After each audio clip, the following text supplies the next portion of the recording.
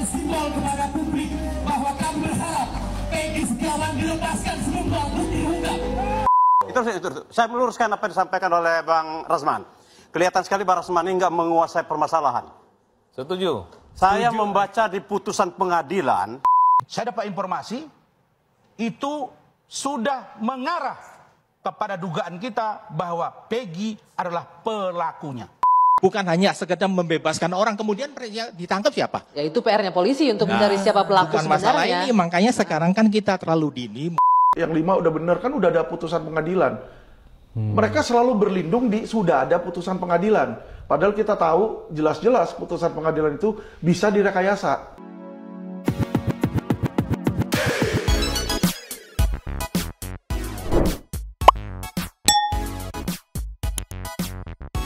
Yo, Bangsa TV people. Welcome back again bersama Nyonyo dan Mamang. Juga ada Bang Abu yang lagi mandi kucing. Ada Pak yang lagi bobo. Dua tapi mangkok. In here, always in here. Jangan lupa buat yang belum subscribe silakan dicengklung. Buat yang belum dapat notifikasi silakan dicengkling. Ya, yes. Masih soal kelanjutan kasus Vina Cirebon. Yang sebenarnya kita menantikan ya 10 hari menjelang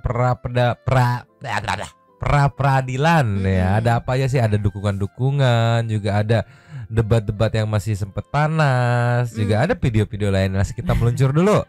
Nih ya. Yes. Ini fresh from the open 1 jam yang lalu dari Waras Nalar. Sepertinya nanti mulai besok akan banyak video-video dukungan untuk Peggy ya. Ini ada sekelompok orang yang mengatasnamakan kayak bukan komunitas apa ya, intinya anggota-anggota kuli bangunan gitu yang memberikan dukungan untuk Peggy gitu. Ceki-ceki wawaw. Play. Tetapi apa yang terjadi alibinya tidak terjadi. Silakan katakanlah kita boleh sadari.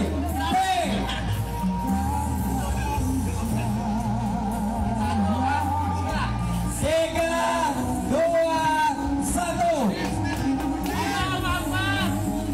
P adalah inisial dari Peggy Setiawan. Itu nama yang telah diberikan orang tuanya di buku sebagainya sebagai doa. G.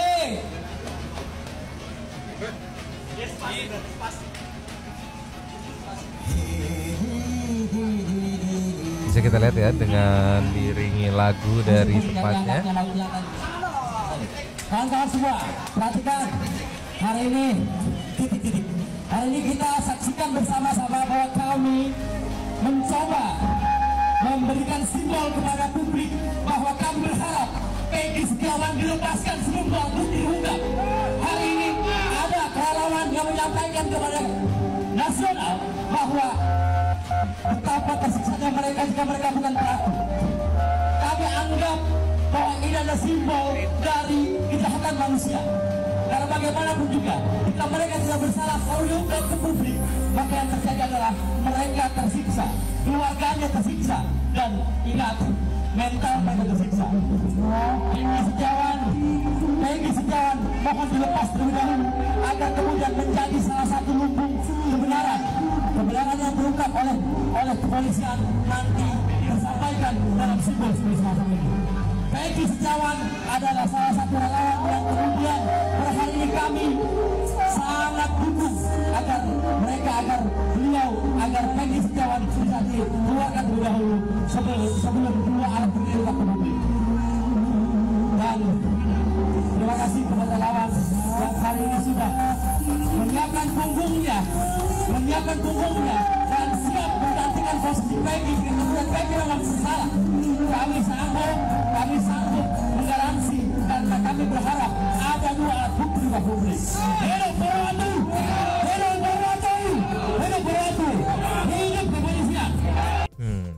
Sepertinya pergerakan teman-teman mahasiswa kemarin gitu kan memberikan trigger untuk teman-teman kuli bangunan. Ini juga di-mention dari captionnya ya, kuli bangunan menyuarakan keadilan untuk Peggy Setiawan, semangat abang-abang katanya tuh. Jadi men-trigger teman-teman kuli bangunan yang sesama kuli bangunan lainnya gitu kan, entah di luar sana, entah satu daerah gitu, yang memberikan dukungan sebagai solidaritas sesama kuli bangunan gitu. Ya memang faktanya atau kondisi realita di lapangannya sebagai rakyat kecil tuh kayak nggak punya banyak opsi lain selain kompak sih. Oh iya. Makanya aku tuh kayak yuk kompak. Untungnya kemarin kan walaupun sempat ada keretakan di kuasa hukum, tapi akhirnya kompak. Dan semalam saat diundang Bang Farhad itu sempat kayak ngomong sepertinya nggak jadi ngelaporin Sudirman, jadi pakai strateginya. Kemungkinan yang aku tangkapnya ya udah pakai strategi yang akhirnya dirembukin aja gitu tanpa itu Sudirman. Nanti kita lihat juga highlightnya. Mau nambahin apa langsung nextnya? Nextnya aja. Kita ke nextnya. Nio. Yes. Highlight dari program Ainus semalam interupsi saat ditanya ke Bang Farhad perihal pelaporan, kan sebelumnya sempat ramai bahwa tim kuasa hukum Saka Tatal yang di ibaratnya dikomandoi sama Bang Farhad ini kan mau ngelaporin Sudirman, tapi akhirnya ada penjelasan yang sepertinya nggak jadi ngelaporin Sudirman. Nah di sini secara nggak langsung nunjukin kayak Bang Farhad nggak serampangan aja gitu. Gak dia egois ya. Dia tetap ikut strategi gedeannya karena kan fokus poinnya ke Saka dan para terpidana lain yang diduga salah tangkap gitu kan. Di ceki-ceki wow. Play. Bang Farhad, kalau dari sisi Saka Tatal, apakah jadi untuk melaporkan ketiga orang yang Anda sampaikan memberikan keterangan ataupun kesaksian palsu? Ya, sebenarnya ini agak dilematik buat kita ya. Alasannya apa Bang? Ibu Titin ini, pengacara lama, itu adalah pengacara dari Sudirman. Dan katanya diajak bergabung juga, jadi bertolak belakang katanya. Nah tapi kemungkinan besar yang kita laporkan itu adalah Liga Akbar, Aib, dan Dede. Kenapa 3 nama itu Bang Farhad? Ya karena kesaksian di bawah sumpah itu yang sudah sampai pengadilan menjadi pertimbangan hakim dicabut. Nah kemudian setelah dicabut ya kita anggap itu merubah kronologis kejadian tersebut. Oleh karena itu untuk kepentingan walaupun tidak menjadi saksi pada perkara Saka Tatal, tapi itu merupakan rangkaian gitu. Karena kami menilai perkara ini lebih cenderung mengutamakan pengakuan tersangka. Sudirman nggak jadi sepertinya ya, karena tidak dimention fokusnya ketiga utama itu. Iya, kemarin kalau nggak salah kan 5. Siapa Sudirman? Sama Mel.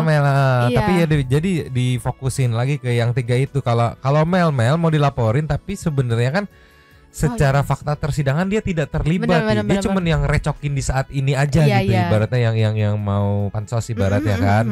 Iya, nggak ada efek apa-apa ya. Iya itu yang Sudirman akhirnya kemungkinan besar tidak jadi dilaporin karena tadi Bang Farhad bilang sendiri kan sebenarnya agak dilema. Tapi di sini bagus, maksudku menunjukkan kalau kemarin kan ada yang kontra dengan Bang Farhad ngeliat kayak lu mas rampangan lapor sana lapor sini gitu. Tapi dengan adanya statement seperti ini ya yang menunjukkan bahwa terjadi loh diskusi perembukan strategi akhirnya ada kok gitu. Iya, jadi lebih enak gitu. Jadi sama-sama enak, gak yang langsung Bang Farhadnya egois. Mau laporin pokoknya yang penting ini bisa kelar gitu kan. Tapi gak kayak gitu. Iya, jadinya rembuk lagi, kompak lagi gitu. Yuk kita kasih ke nextnya. Ini penjelasan yang lumayan lengkap nih dari Bang Krisnamurti. Krisnamurti? Ya. Tapi kalau dari konten kreatornya sih sepertinya ini pendapatnya karena dia ngetik ya. Kalau dari konten kreatornya sih berpendapat malah lebih baik Sudirman dilaporkan biar kasusnya bisa naik lagi dan diperiksa polisi. Dari pemeriksaan itulah akan terungkap bahwa Sudirman dipaksa mengaku dan dipaksa menunjuk teman-temannya. Monggo ini penjelasannya ceki-ceki wow. Play. Oke, gimana Bang Buti? Jadi waktu malam itu kejadian ada pendapat berbeda bahwa Farhad tuh mau melaporkan Sudirman. Lalu Bu Titin keberatan dengan melaporkan Sudirman. Alasan Bu Titin kenapa? Bahwa Sudirman tuh wajib dibela. Karena Sudirman tuh anak idiot, masih di dalam gitu loh. Masih di dalam. Itulah. Karena Bu Titin itu menjadi 2 pengacara. Baik pengacara Sudirman dengan pengacara Saka.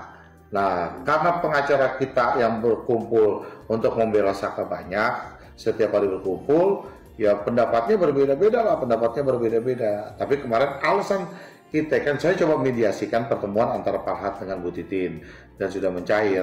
Lalu saya bisa mengerti kenapa Bu Titin sampai saat ini masih membela Sudirman. Ya mungkin lebih jelasnya Bu Titin bisa ceritakan kenapa nih Bu Titin nih. Boleh Bu? Ya karena kan sebetulnya 7 yang ditangkap ini kan ditangkap secara bersama-sama di tempat yang sama. Hanya informasi dari orang Dede dan Aib itu yang memberikan informasi kepada penangkap. Jadi saya yakin betul yang 7 ditangkap secara bersama-sama ini tidak memiliki kesalahan seperti yang dituduhkan gitu. Hanya kebetulan saya pegang 2, Saka dan Sudirman. Dari awal saya tahu betul lah penderitaan yang 7 orang itu tahu betul. Makanya ketika ada perbedaan pendapat kalau Sudirman rencananya dilaporkan, saya tidak setuju. Karena mereka sama-sama diintimidasi, mereka sama-sama mengalami penyiksaan. Hanya kalau Sudirman kan memang secara tingkat kecerdasan sangat rendah. Jadi mungkin itu Sudirman orang pertama yang mengakui karena tidak kuat dengan intimidasi yang dilakukan oleh kepolisian seperti yang disampaikan Saka. Tetapi faktanya di persidangan itu Bapak Rudiana sebagai saksi mengatakan yang pertama kali mengakui itu adalah Jaya. Gitu. Jadi memang ada perbedaan fakta. Kalau Saka mungkin mendengar waktu itu di kepolisian, tapi di persidangan justru Jaya yang mengakui pertama kali karena waktu itu AF tuh menjelaskan Jaya memakai tensoplas. Jadi kelihatannya saksi yang melakukan penangkapan meyakini Jaya. Caranya seperti apa ya? Seperti dia jelaskan oleh Saka. Ada penyiksaan, ada intimidasi, mereka tidak tahan dengan penyiksaan yang terjadi gitu. Nah memang beberapa karena saya juga Mas Paha sama Mas Krisnamurti memang baru juga bergabung dengan saya, memang belum semua berkas saya berikan karena kan saya juga harus memilah-milah mana yang berkas Saka, mana yang berkas Sudirman gitu. Jadi memang ada hal yang saya belum sempat distribusikan masalahnya di mana gitu. Jadi setelah kemarin bertemu saya distribusikan semua, barulah Mas Krisna dan Mas Praha itu paham sebetulnya ada kondisi-kondisi yang memang saya nggak sanggup bilang karena apa, saya kan pengacara kampung, kalau saya buka semuanya saya khawatir gitu, saya khawatir tidak dipercaya. Makanya sekarang semua berkas sudah saya serahkan ke Mas Farhat dan Mas Krisna. Hanya memang ada satu lagi berkas yang belum, dokumen yang belum saya berani kasih, dan itu akan menjelaskan secara nyata apa sih sebetulnya persoalan yang terjadi. Itu aja Mas ya. Oke, kalau kayak gini, ya, aku sependapat sama Bu Titin. Iya. Karena kalau kata si Bu Titin ya memang di dalam kantor polisi Sudirman yang nyeletuk pertama gitu kan, karena tidak kuat adanya dugaan intimidasi itu. Iya. Tapi kalau di persidangan dan tercatat di fakta persidangan itu Jaya.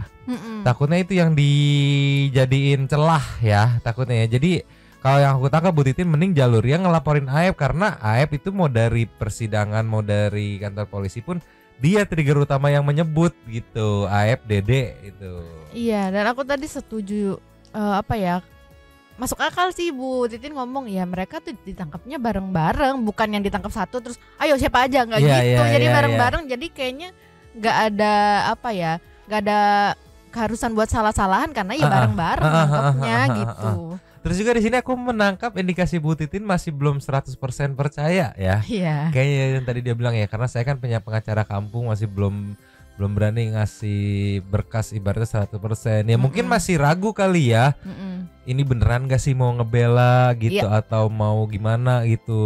Itu. Tapi kan sekarang udah kebukti nih gitu kan, dengan Bang Farhatnya aja enggak ngotot harus Sudirman gitu kan. Iya. Ada rebuk, ada diskusi gitu. Ya mungkin bisa dikasih semuanya sama Bu Titin nanti ya. Nanti gimana Bu Titin aja ngatur waktunya gitu. Biar tahu kayak gimana dan biar mengerti. Oh, jadi kayak kita tadi kan, oh iya gitu, jadi bisa ngerti gitu mungkin ya. Oke, kita kasih next ya. Cus. Ninyo. Yes. Ini ada beberapa highlight dari program yang tadi kita lihat di News Cuplikannya ya.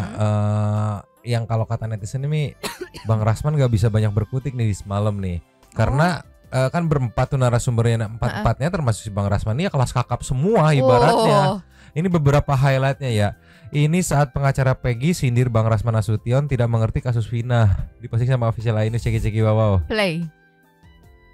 Itu saya meluruskan apa yang disampaikan oleh Bang Rasman. Kelihatan sekali Bang Rasman ini nggak menguasai permasalahan. Setuju. Saya membaca di putusan pengadilan, dikatakan di sana pengeroyok itu dikejar dari flyover, ketangkapnya udah lewat jauh, baru dibawa ke lahan kosong. Menurut autopsi itu dipukul pakai batu, otomatis kepalanya ini helm hancur. Logikanya di sana Bang Rasman, Jangan dulu Bang Rasman, jangan potong dulu ya. Enggak, saya nggak potong. Saya jelaskan dulu ke Bang Rasman dulu. Yang kedua, Bang Rasman, Rudiana ini tahu nggak? Rudiana ini dia membuat surat perintah penyelidikan sendiri. Ya. Pangkat itu loh. Ya. Yang berhak membuat surat perintah itu adalah Kapolres. Bukan itu. Dan dia sendiri yang menangkap. Ini kesalahan dari dia. Yang lebih parah lagi, jabatan daripada Rudiana ini adalah Iya sih, yang kalau Pak Rudiana itu sih missnya di situ sih. Iya. Kita mau fokus ke Bang Farhat, Bang Rasman yang sepertinya agak dikeroyok gitu ya. Masih ada cuplikan lainnya. Mau meluncur ada di komennya dulu nih, ada dari Pras nih. Katanya Rasman di sini kok beda ya? Ya. Yang biasanya nimpalin sangar ya, gitu nimpalin mulu kan sampai disekak dulu. Jangan dipotong. Enggak dong, saya nggak motong. Iya biasanya motong soalnya. Tapi kalau nonton itu kelas kakap semua itu di situ. Kita kasih next ya. Cus. Ini Bang Farhat sama Bang Rasman semalam justru banyak bahas masalah personal ya menurutku ya. Iya. Bahas kasus Vina juga, tapi bahas masalah personal juga nih ya. Di sini pastinya main juga kan. Bukan bahas kasus Vina, Farhat dan Rasman malah adu argumen. Ceki Bapak. Play. Sebelum saya bertanya dulu, ini boleh saya bertanya sama Saudara Rasman? Kami ini dari organisasi berlindung di Peradi. Bapak dari organisasi mana? Kenapa saya tanya begini? Siapa tahu dalam pertandingan atau perundingan ini tiba-tiba ada yang tersinggung, kita bingung mau laporkan kemana nanti. Karena setahu saya, Pak Rasman ini mohon maaf, dikoreksi kalau salah. Beliau ini bagi saya adalah mantan pengacara. Karena oleh Kongres Advokat Indonesia, beliau sudah di Bang Farhat, kita fokus pada Pak Suroto dulu. Oke, saya mau tanya itu satu. Kedua nanti kalau ada SP3 yang tolong diperlihatkan sama kita. Gini. Silakan dulu Pak Suroto. Makanya gini ya, makanya update. Belum selesai. Tanya dulu. Belum selesai. Kami Anda pergi ke KAI, benar tidak Presiden Siti Jamalia Lubis atau laporannya dicabut. Saya harus fokus pada Apa ini? Udah cukup. Ya walaupun mumet ya nggak tahu kenapa ya kalau ada Bang Rasman di forum debat tuh ada daya tarik tersendiri gitu. Pasti aku langsung menunggu nih ada rusuh apa lagi nih ya. Ya serius Karena pasti ada itu. rusuh ya. Nih dimulai pada saat dikasih kesempatan awal bicara itu begini meluncur. Yes. Nih ya saat pertama dikasih kesempatan bicara pertama nih berstatement seperti ceki wow. Play. Baik, terima kasih hormat saya kepada Bang Nikolas, Bung Krisnamurti, Bung Marwan, dan Saudara Farhat. Saya ini di posisi sebagai praktisi hukum, betul ya? Nah sekarang saya ingin jelaskan dikit aja. Saudara Farhat ini adalah orang yang termasuk menuduh saya menggunakan ijazah palsu. Dan itu hari ini sudah SP3. Dan bahkan Samsul Taniago sekarang sedang ditahan di Polrestabes Medan. Dan juga Saudara Luis juga sudah ditahan. Bang Farhat, sebentar. Kita fokus pada kasus final. Saya paham. Ijazah palsu. Saya dibilang ijazah palsu sarjana hukum, Bapak. Oke. Saya harus clearkan. Jadi itu sekarang sudah SP3, clear. Oke, saya lanjut balik ke Vina. Nggak, biar ditonton orang semuanya. Silakan Bang, kita balik ke Vina. Nah, ini track record saya nih soalnya. Silakan Bang. Jangan emosi jangan. Baru yang kedua, tenang Abang, aku hormat Bang. Gila kakap semua di situ ngumpul. Tolonglah ya. Dia aku nggak tahu apakah memang karena dia nada bicara dan gaya bicaranya memang keras gitu Bang Rasman ini. Jadi kayak slow tapi kayak emosi gitu, kayak tinggi gitu. Iya, tapi slow Bang gitu. Cuman ya yang menarik, yang bikin menarik ya pertama opininya berseberangan kan, point of view-nya berseberangan. Terus secara histori Bang Rasman sama Bang Farhat ini pernah berseteru gitu. Itu yang jadi bikinnya menarik tuh, panas terus, tolonglah nyoyo. Aduh, aku nggak kebayang kalau ada Bang Hotman juga di situ. Iya, ini Pak kita anggap intermezzo aja sambil menunggu nanti tanggal 24 sidang pra peradilan. Kita kasih nextnya. Just. Yo, ini juga lumayan seru nih. Dari Waras Nalar, di repost sama Waras Nalar ya. Ceki-ceki Play. Rasman, kalau Bang Rasman ini baru katanya aja baru dapat deh. Biar Bang Rasman tahu menguasai permasalahan. Nanti selesai acara ini Bang Rasman temuin saya. Ada putusan pengadilan setebal ini Bang. Saya serahkan ke Bang Rasman biar Bang Rasman enak cuap-cuap di TV gitu loh. Yang kedua, ini. Saya melihat statement Saudara Hotman. diperkuat oleh Saudara Farhad, bahwa perlu tim pencari fakta. Urgensinya apa? Presiden sudah memerintahkan. Sambo saja yang besar begitu, dah ada TPF-nya dan tuntas. Apalagi hari ini. Hari ini saya dapat informasi. Saudara Peggy, mohon maaf ini rekan saya Marwan, itu sudah dilakukan uji. Pertama psikologi, kemudian uji lie detector, uji kebohongan. Dan diperiksa juga Facebooknya. Tapi Anda setuju? Dari data-data, sebentar, dari data-data Facebook, saya dapat informasi, itu sudah mengarah kepada dugaan kita bahwa Peggy adalah pelakunya. Itu poinnya. Ada pertanyaan? FB, setahu saya, mohon dikoreksi juga Pak ya, FB itu sempat hilang, terus tiba-tiba muncul lagi. Benar seperti itu Pak Marwan? Ya, betul. Sebentar, betul. Saudara Peggy, dalam informasi yang saya dapat, ini kita men-tracking bahwa Peggy sudah mengakui bahwa itu Facebook dia. Oke Pak Marwan, silakan. Abang ini terlalu menguasai permasalahan saya lihat. Pokoknya dia tuh udah tahu semuanya masalah permasalahan ini. Padahal dia hanya mendapatkan dari info dari katanya-katanya. Bang Rasman. Bang Rasman, untuk mengetahui orang tersebut itu harus dilihat dari alatnya. Kalau seandainya polisi menemukan, saya bilang menemukan daripada yang tadi matinya korban itu karena benturan benda tumpul, karena batu. Di batu itu ada sidik jarinya klien saya. Itu baru saya iya. Kalau hanya dari Facebook, dari ijazah, dari mana ceritanya? Bang Rasman nanti gini Bang. Saya ngomong dulu. Sebentar. Bang Rasman, kalau Bang Rasman ini baru katanya aja baru dapat ya. Biar Bang Rasman tahu menguasai permasalahan. Nanti selesai acara ini Bang Rasman temuin saya. Ada putusan pengadilan setebal ini Bang. Saya serahkan ke Bang Rasman biar Bang Rasman enak cuap-cuap di TV gitu loh. Oke, silakan Bang Rasman.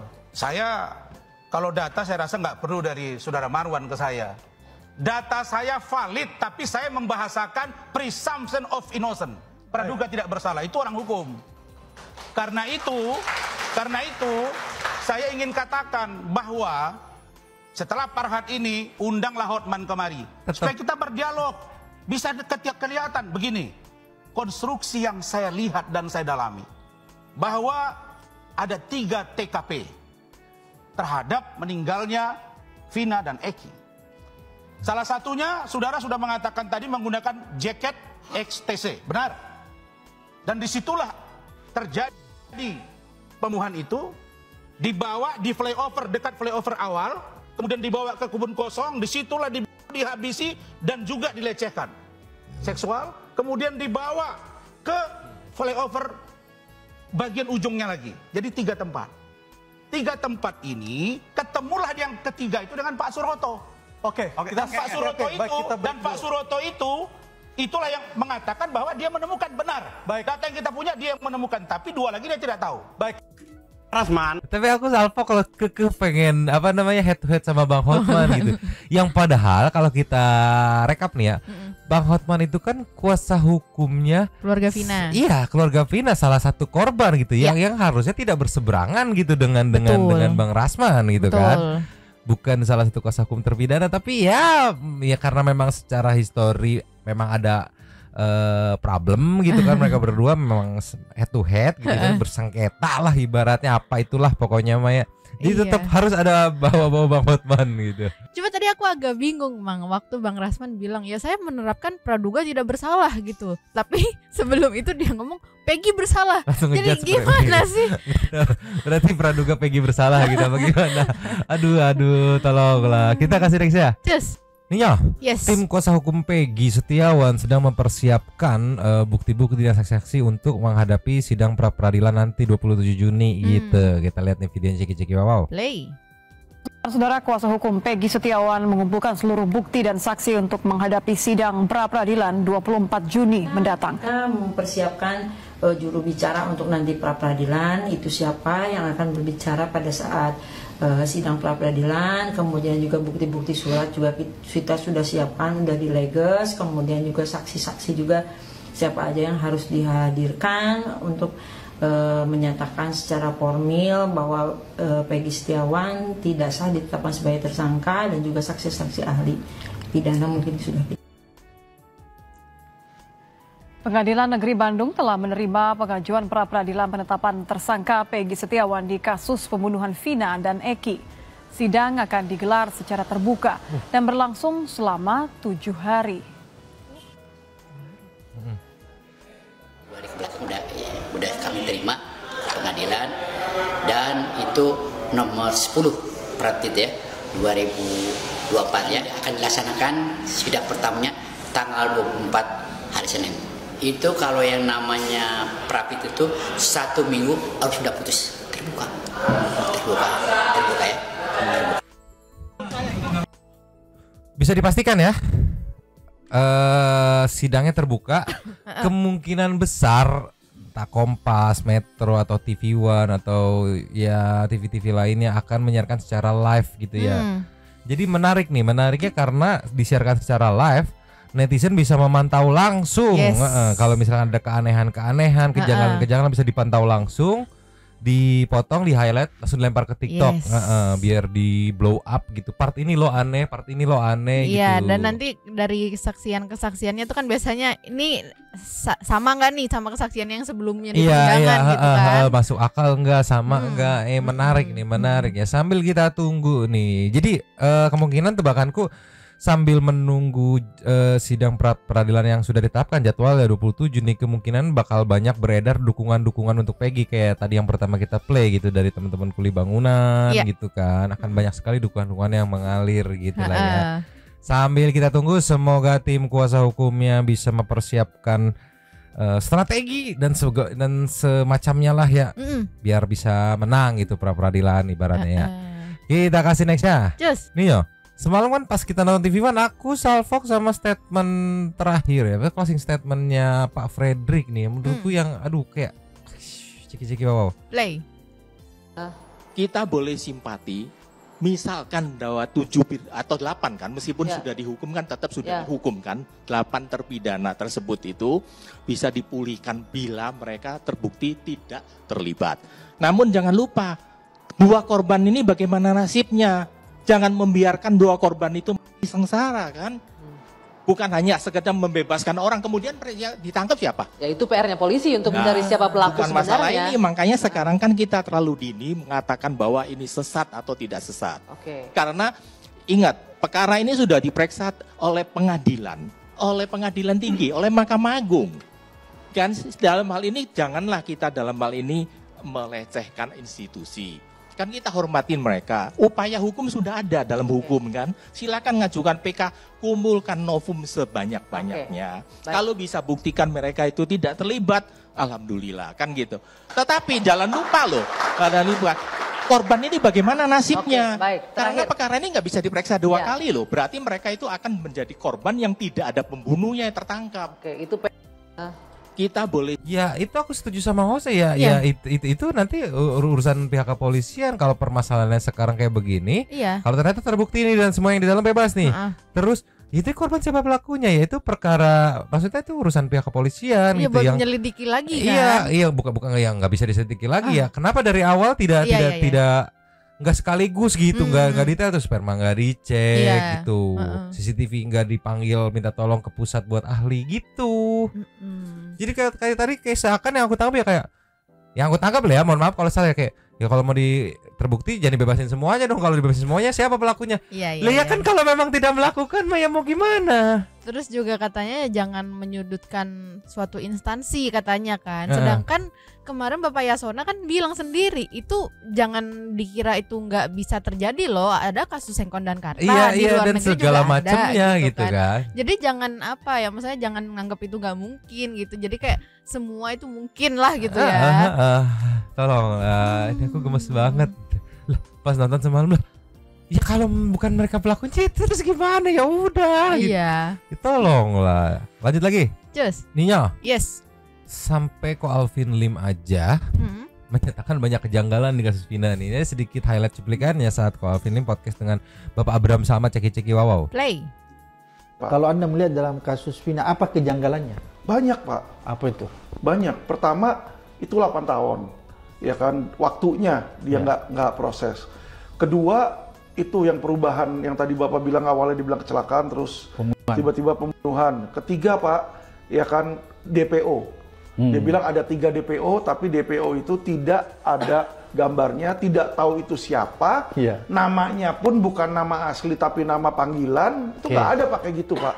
Biasanya nama asli dia, baru alias siapa. Kalau nggak kan dia nggak bisa nyari orangnya dong. Kalau nggak tahu nama aslinya, kapan di DPO-in? Cari dulu nama aslinya, baru keluarin DPO. Harusnya kan gitu. Ya, ketiga di situ Pak. Keempat, nggak ada sketsanya di situ. Kelima, saksi-saksinya banyak yang ngawur-ngawur. Malah sekarang yang dibuat jadi saksi adalah orang yang ngigo. Ini kan udah sangat ngawur Pak. Ya, terus apa? Yang keenam, muncullah tokoh-tokoh di luaran nih yang dari publik ya kan, yang katanya keterlibatan dari petinggi-petinggi. Jadi walaupun itu hanya selentingan, itu wajib diperiksa. Diwajib diperiksa, kita tanya dulu dong, bener nggak kamu lihat? Kalau dibilang, oh ya saya tahu ini begini-begini, ini fotonya, ininya, ini buktinya. Nah bisa dia jadi saksi. Tapi ini kan yang ada kebanyakan cuma polisi bilang, oh enggak itu udah bener, ini yang 5 udah bener, kan udah ada putusan pengadilan. Mereka selalu berlindung di sudah ada putusan pengadilan. Padahal kita tahu jelas-jelas putusan pengadilan itu bisa direkayasa. Ya, jadi mereka berlindung Pak di balik itu Pak. Kalau ini berikut pendapat dari Ko Alvin ya, yang seperti biasa selalu barbar ya. Terus disebutin juga yang janggal-janggal menurut Ko Alvin ya. Monggo dinilai sendiri gitu. Tapi kalau dari yang aku tangkap, Ko Alvin itu tidak pernah mau meremehkan opini netizen atau masukan dari netizen ya. Makanya tadi ya walaupun selentingan ya better di cross check dulu aja gitu. Aduh, tolonglah, nggak sabar tanggal 24 kita meluncur kelasnya. Cus. Ya. Yes. Last check kita tutup dari permintaan maaf Empam sama Teguh. Ya sebagai teman dari 5 orang terpidana yang ada dalam ya, yang sekarang berani mengakui bahwa pada saat mereka membuat BAP dulu itu mereka dengan ya sengaja atau terpaksa ya membuat BAP bohong karena ada tekanan segala macam yang menurut keterangan mereka ya. Yang sekarang ini Empam dan Teguh ini sudah didampingi oleh kuasa hukum dari timnya Pradinya Bang Oto ya. Kita lihat permintaan maaf ciki-ciki Wow. Play. Buat Eko, Eka, Hadi, Jaya Supri, semoga sehat-sehat di sana. Maafkan saya karena kalian dihukum seperti ini. Tapi sungguhnya itu bukan yang sebenarnya. Itu suruhan, diarahkan. Mas Teguh? Eka, Hadi, Supri, Jaya, Teguh minta maaf udah bersalah sama kalian membuat BAP yang seakan-akan itu disuruh. Rasa kecewa Teguh ini.